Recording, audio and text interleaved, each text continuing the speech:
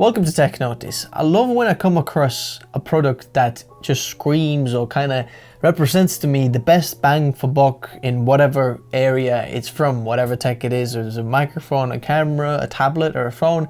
Today it is a tablet. So this one over here is a Matrix or Vankyo Matrix Pad S30. It's a 10-inch tablet and I think it offers quite a lot of performance for its value. So let's talk about it. So it does come in quite a nice box actually, which I'd like to show you in the camera. This is what the box looks like. The tab is inside. It says Matrix Pad S30 on here. It's an Android tablet and it's orange and it shows some of the features over here.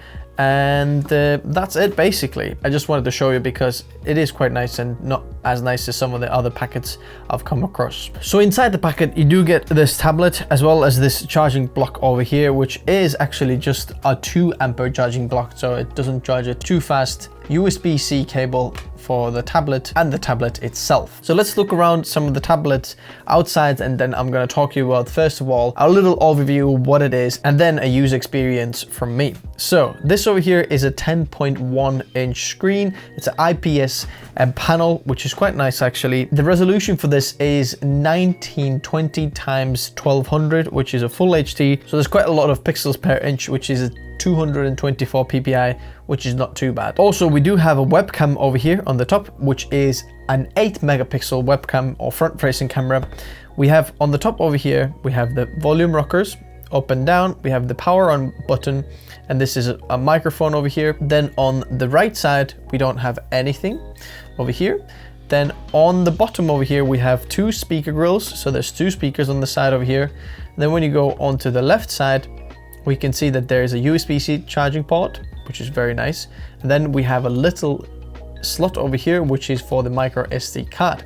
So inside there is a 32 gigabytes of storage place, plus you can expand it up to 128 gigabytes with micro SD. In the back over here, we have the back panel over here, their logo over there. We have a little back camera over here, which is 30 megapixels.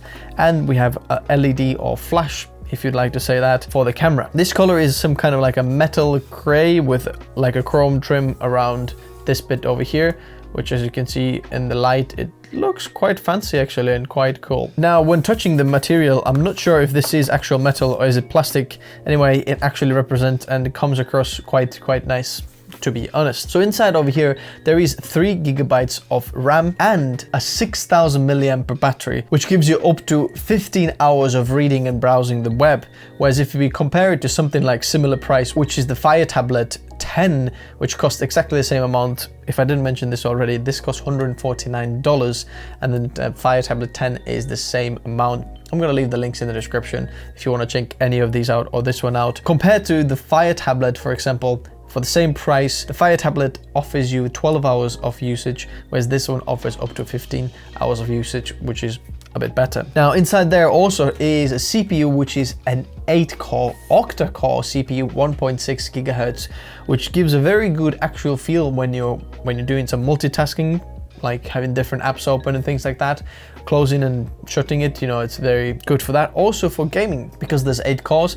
I was playing Asphalt 8 and Asphalt 9 actually here, and it actually came across very playable. You know, it wasn't too laggy. It was quite a nice experience. I was able to enjoy the game if you're looking for that. Now compared to the Fire Tablet has actually only 4 cores. This one 8, so double the cores. The 4 cores on the Fire Tablet are a little bit faster, but I think the best performance is still on this Vankyo S30 tab. Also, you get 3 gigabytes of RAM instead of 2 gigabytes when you go with the Fire Tablet, so that's a little bit better as well. Some of the security features are obviously you can use a screen lock to unlock the screen and things like that, but you can also, as you can see, this little bit over here is the face screen lock. So if I tilt it, it's going to recognize my face, and as you can see, boom, It opened it without me doing anything. So there is face recognition actually inside the camera, which is quite nice thing to have here. So this is overall what do you have. So let me tell you about some of my experience using this tab, some of the good sides and bad sides, and then let's talk about it. So first of all, the overall experience, it's quite nice. So it moves around quite smoothly compared to the price what I'm paying. You know, it's still very cheap tablet compared to if you want to go with some of the Galaxy or some of the actual more known brands or Apple, things like that. It's very cheap. But even if you compare it to some of the like Fire tabs provided by Amazon, it is much better performance value, or it's just right up there with even some of these tabs. So the screen is quite nice because it's IPS panel. It's very nice to look at. There is not too much of a fade. There's quite good viewing angles. I can see it. All the picture is very nice in every single angle. I'm quite surprised about this because I've recently had some of the other cheaper phones on this channel to just review, and they said, would you like to test them out? And I thought, I will test them out just for this time of the year. Everyone might be looking for some cheap products, and I wanted to give you my opinion. And the phone, it wasn't very good experience, and the tablet on the screen experience. But this one here, honestly, I have nothing too bad to say about this. It is seriously nice. It moves very smoothly. It goes down. It's not too laggy. It's quite responsive. Colors are vibrant. It's very nice to enjoy this. But looking at some of the movie trailers, you know, it's actually quite a nice picture. So I think the screen experience is actually quite nice when looking at some of the things. It comes across quite nice. Now let's talk about the cameras. The cameras are quite okay.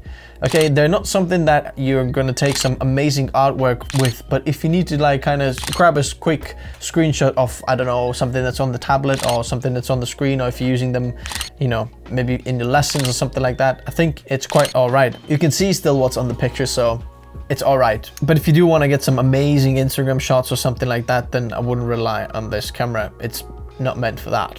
Okay, this is the selfie camera over here from the studio lighting setup. Okay, it's a bit odd. I'm facing, okay, now it's pointing in the middle. I have to look over here even though the screen is on this side, so how does it look? It's not the greatest, but let's see if you can focus. Let's have a look. Okay, there we go. So honestly, my overall view of this is I'm quite impressed how much bang you get actually for your buck. It's very nice user experience, very easy to use, very nice layout, very nice screen, very smooth. Everything is very nice. Okay, so now let me talk to you about some of the things that maybe aren't so good and you also need to know, or it wouldn't be an honest review if it wouldn't talk about some of the things that aren't that good. So first of all, I've noticed that sometimes when I'm holding this pad in my hand, it sometimes like twists a little bit and there's some creaking inside the actual chassis. It kind of like fiddles around, or some of the panels can actually bend a little bit, which just is a little bit like, what's going on over there? Next of all, I think the screen is very reflective. So even here, when I'm having this light over here, as you can see over there, it is quite a reflective screen. It wouldn't be very nice to use in daylight situations where you're maybe outside and having a sunlight or bright light sources reflect on it a lot. So it wouldn't be too bad using it in a darker environment, but even here, it is quite a lot. As you can see, everything gets reflected on the screen. The next thing I would say that the speakers aren't the best out there, okay? The speakers will work okay, but they aren't loud enough, or they aren't clear enough, or the quality is a little bit poor, not as good as you would get from anything, you know, premium. If you go with iPads or Galaxy Tabs or things like that, it is not as good.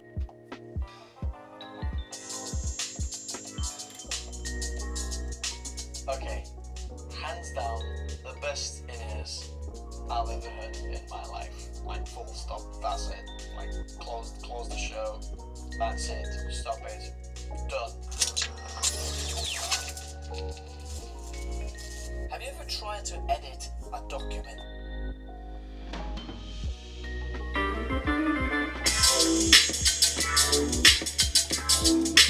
Okay, hands down, the best in-ears I've ever heard in my life. Like full stop, that's it. Like close the show. That's it. Stop it. Done. Have you ever tried So in conclusion, I would say it's definitely worth its price. You're gonna get quite a lot bang for your buck.